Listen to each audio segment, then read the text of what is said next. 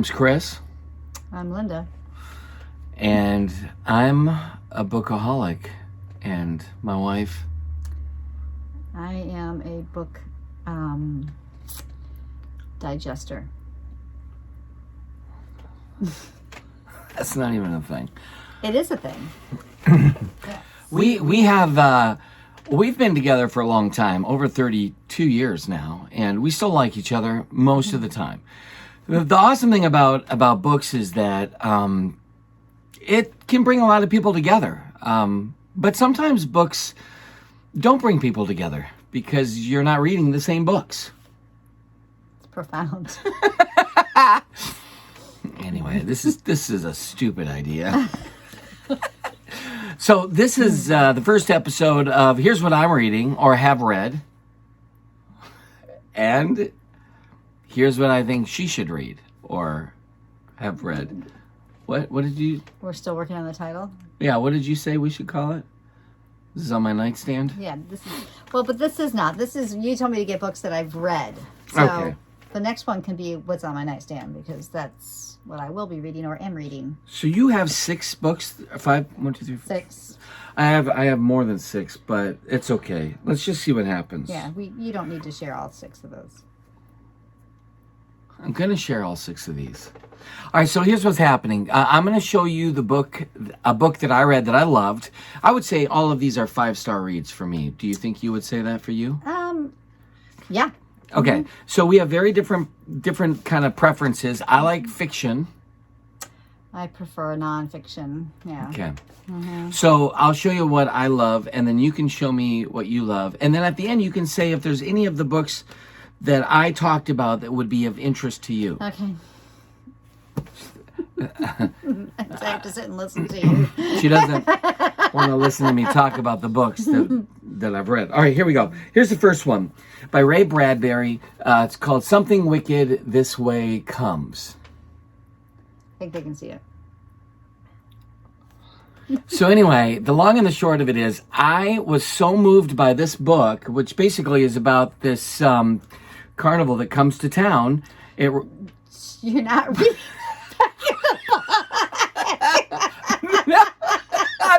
I'm not going to read it.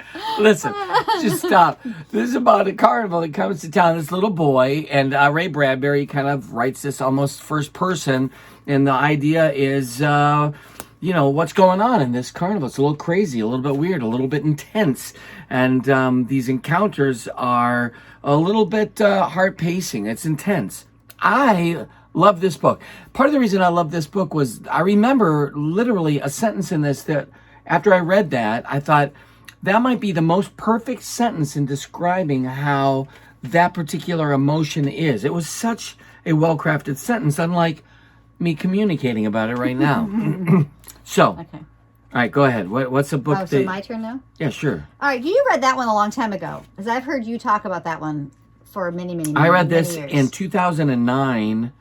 I was in a flight, Raleigh, North Carolina. I always put the date I finished the book. So do I. Let's see when I read this one. Take your time. Apparently, I didn't write the date on this one, but I wrote lots of notes. In the back yeah, of it. you've. This I have had since Florida, so I think I bought this back in the 90s. Let's say that's it. So, The Love That Keeps Us Sane, Living the Little Way, St. Teresa Lisieux. So early in our Catholic journey, I didn't read a lot about saints, but this was somebody writing about her. And it has proved, it was so, the underlining, this is why I like nonfiction. I almost treat them like journals. I have all these notes in here. And I have bought so many copies of this book and given it away. So that's why I would say this is probably on my top 5 books. Really? Mm-hmm.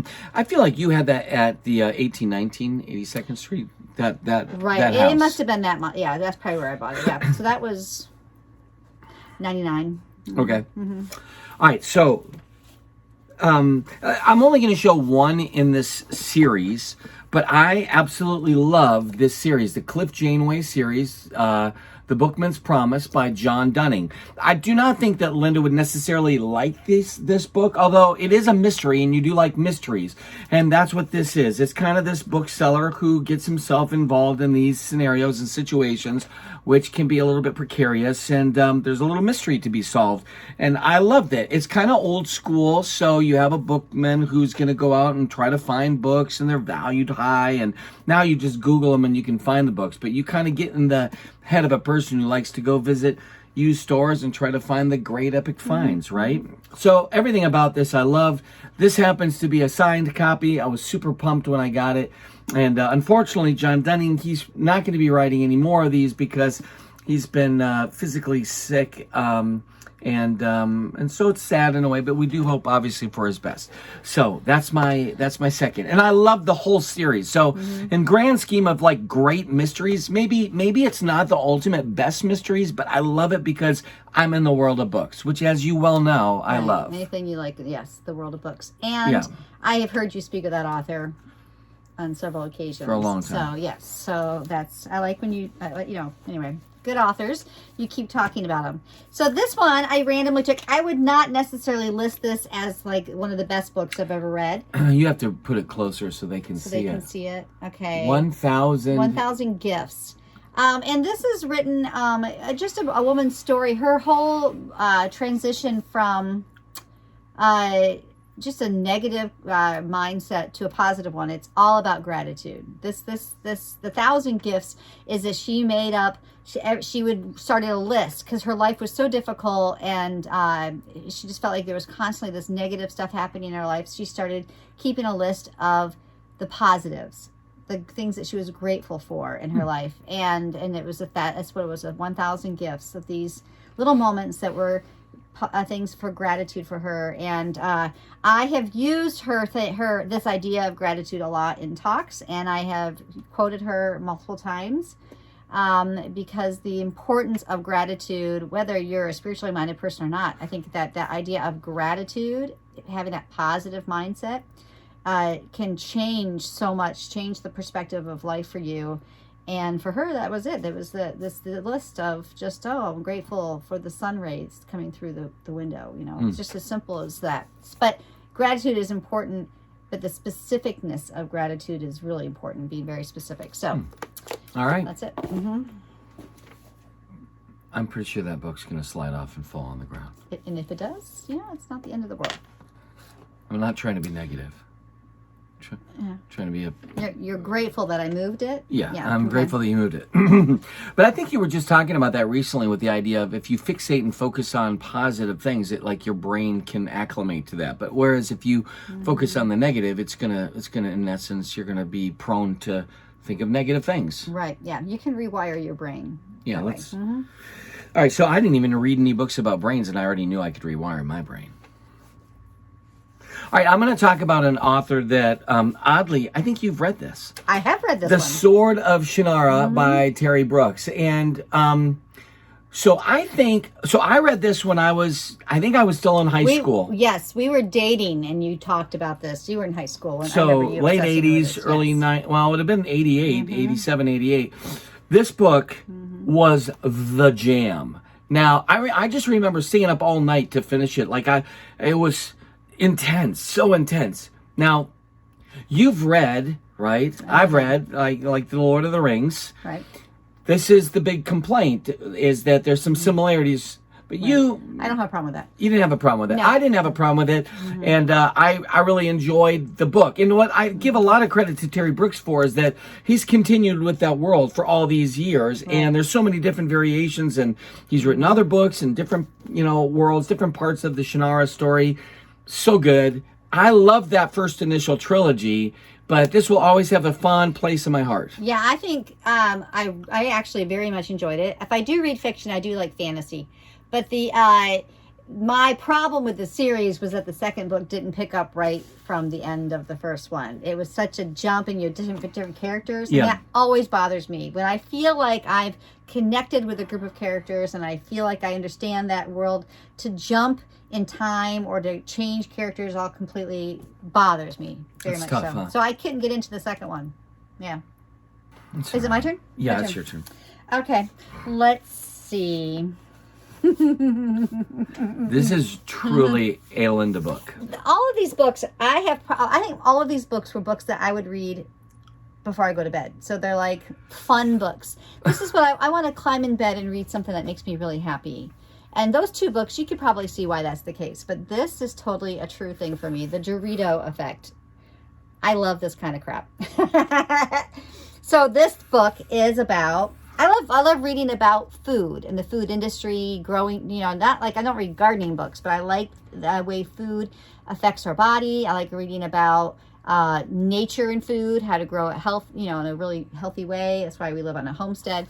But so the Dorito Effect is talking about with the mass production of food, like chicken, for instance, that chicken is so mass produced that you're growing chickens to be so quick within 8 weeks before they are processed, that they have actually what's happened because they're mass producing everything, our food just lost its flavor. And corn was one of them. And so you have corn chips that have no flavor because corn has lost its flavor because it's mass produced so much and it's GMO that it has no flavor. And so what do we need in this modern food culture is a lot of flavoring, all the MSG, all the craziness with flavoring. That's the Dorito Effect, that you have a tasteless corn chip and it can have multiple different flavors, and that we need that as a society because our food is so bland. And so what this gave me is this idea. I want to have a mission to grow the most flavorful food. So when I go shopping for seeds for my garden, I'm looking for the most flavorful, has the best taste, all that kind of in the description of the seeds, because our food is so bland. That does sound like a fun book. I mean, wow. It was very good. Yeah, that's amazing fun. Okay, this was, in the last couple years, this book really moved me. Louise Erdrich, The Roundhouse. This takes place in the Dakotas. It's going to have just so many things that are familiar to me, having grown up in North Dakota and South Dakota. My dad lives in Minnesota, and that's kind of the world that you're in here. There's this horrible tragedy that takes place, and it's kind of through the eyes of a small boy. And honestly, this was pretty profound. I think it's one of the best books that I've ever read, and I'm such a fan of Louise Erdrich. I try to read almost everything that she's put out. I mean, I'm on that journey right now. So I don't know that Linda would ever read this, but I do think it is a stunning book. Like, in terms of its content, in terms of its prose, like, this is masterful. So again, I think that I recognize the name. I know you've tried to get me to read that book multiple times. And so I respect that that's something that you're passionate about, that author and that book. So that's appealing. All right. Why are you looking at me like that? I'm not looking at you like that. Okay. All right, what else you got? So besides food books and health food books, I like psychology books, because that's my jam these days. So, Brain on Fire. Excellent. This is it's an autobiography. So it's her journey of 1 month that she lost completely of her life when her brain, she basically started becoming, she had hallucinations and paranoia, and then started having seizures, and out of nowhere, she was just a young 24-year-old, and it was connected to an autoimmune disease they finally figured out. But this is a great story. There was a movie that was made of this, and that was very, what would you say, average. Yeah, it wasn't very amazing, average. Yeah, but, even though Richard Armitage is in it, which always makes something really nice when Richard Armitage is in it. But excellent. It was a very good story, very well written. She is actually, was a New York Post journalist, so she's a good writer. Mm-hmm. All right. Again, another book I've read in the last couple years. I've read pretty much everything by him. Maybe one book remains, but Ken Tarouf's Plain Song. Everybody I've ever recommended this to loves this book. This takes place in a small town in Colorado. There's a lot of things that most people would be familiar with if you grew up in a small town. And there's the bullies, there's the struggle. But what I love about this is that it's the character development by this author that I think is exceptional, and he allows you to see people in a very vulnerable and real, authentic way, especially capturing a lot of the ways that kind of that Midwestern mindset is. And there are these two brothers in here that ultimately are going to be invited to care for someone that's a lot different than their regular rhyme and rhythm. And you kind of see how that inclusion of this particular individual really transforms and brings them into the fullness of who they're meant to be. I love this book, and I love this series. There's 3 books in that series, and it's tragic because this author has passed away, and so we won't have any more books from him. But boy, what a gift. Do yourself a favor and check out Plain Song. And that would be a book that you would say is it's heart-wrenching. It's tearing me up inside when you read, right? The Roundhouse by Louise Erdrich, that one. I mean, those are books that connect me, not just, wow, what a beautiful, writing style and what a familiar place, but, it moves you emotionally. And right. I like to feel the books that I'm reading. Right. And see, that, to me, I'm like, why would I want to read something that's going to tear me up emotionally inside? Why would I want to read something like that? Especially when it's not real. So, I've read some powerful, haunting books of real life stories of people going through things, and that's enough. Why would I want to subject myself to that? And that's always my response to you. But obviously, to each his own. And you like being torn up inside. I don't. I don't like being torn up inside. But for me, that. What I consider to be, so the next 2 books I would probably list within my top 7 to 8 of all time favorite books. And what I have figured out, what warrants that placement for me in books is the impact it leaves on me. Did it change me in some way? Was it well written and constructed in a way that made complete sense for me logically? And did it leave an impact on me? And these 2 books have, and they're both, you would be like, but for me, they left an impact. This is The Obesity Code, Jason Fung, Dr. Fung. And so I have read so many books about health and the whole is fat bad for you kind of argument. There's so much out there on that, and I have read so much of that. But I felt like he laid it out better than anybody I've ever read has laid it out, and left me feeling hopeful. And I just felt like his way of presenting the information was one of the best ways I've ever seen it presented. So I could say that I've basically found the code for obesity. Yeah, he did too. You just eat a lot. No, that's not the code. What's my code? That's not the code. Eating a lot is not the code to obesity. The key to obesity is insulin. Insulin. Yeah, that's what I was going to say. I was going to say that. Mm-hmm. All right, so look, here's the truth. This next author, I've been reading this next author forever, and I love pretty much everything. I think I've read everything he's put out.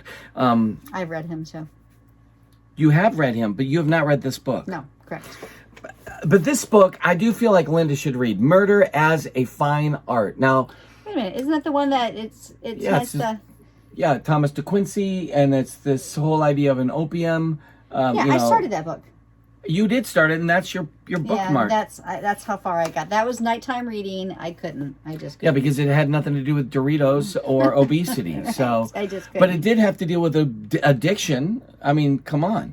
But the research that David Morrell did in this time period, the late 1800s, was so exceptional. Like, you're there, and the little nods to small little things that you don't think about, like the impact of just candles and how it could, just the amount of soot or whatever, even the matches that are being used, like everything is carefully detailed, specifically taken care of. And also the reality of addiction back then, the vulnerability of it, debtors' prisons, things of that nature. But there's this flawed character who's addicted to laudanum, which is basically opium for that matter. And so what happens is that he's exceptionally bright, and he stumbles upon these scenarios that, you know, he lends himself to it, and the mysteries are solved. But it is so good.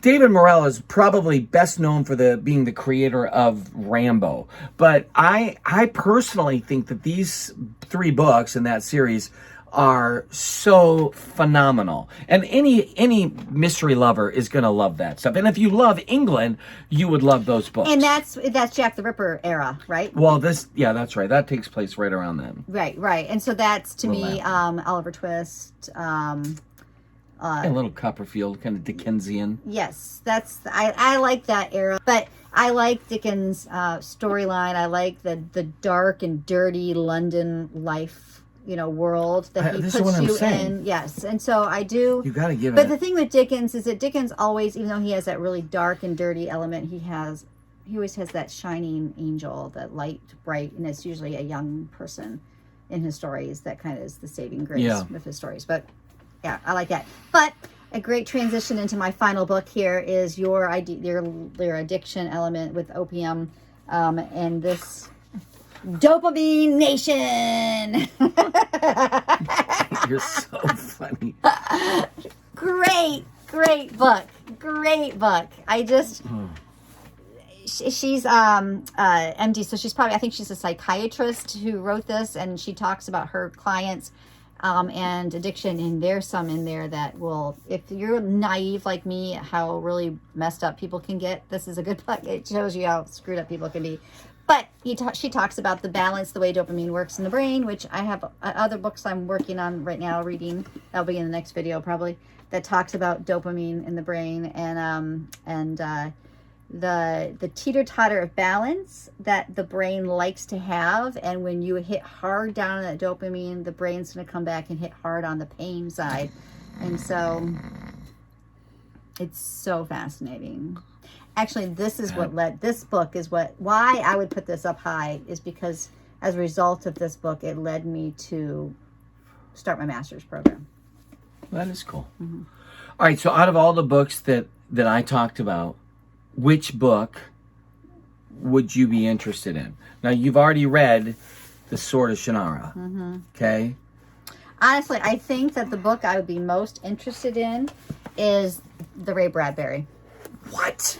Yeah, and the reason for the Ray Bradbury is because I just think I have heard you talk about this book. I think it was a significant impact on you when you read it, right? Yeah. Yeah, and I think that's why. That's all. It's just because I feel like there's a history, a real connection. That's why I read The Sword of Shinara, because I've heard you talk about it since we were dating. Yeah. And I think this has been so much on repeat for you that's why. I think out of the ones that you mentioned, the one I would probably be most inclined to read would first be the Teresian book here, the love that never... It keeps the same. It keeps the same. And then maybe the Brain on Fire. Just because it's a They're story. Stories, yeah. You know? Yeah. All right, so that's our first edition. We're going to give you some more of these. Hopefully you like it. But what would you read out of these? Out of my pile and out of Linda's pile? Which one would you go for? Anyway, I love this stuff, and I hope you do too.